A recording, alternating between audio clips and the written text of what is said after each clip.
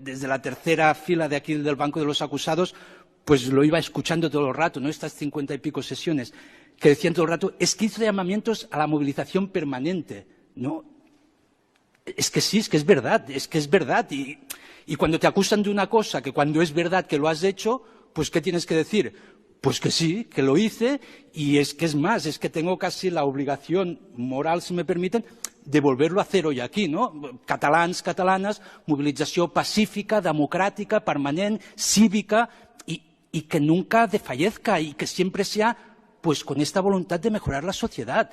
Porque si este es el reproche penal que se me hace a mí o a cualquier otro ciudadano, pues mal vamos en este país.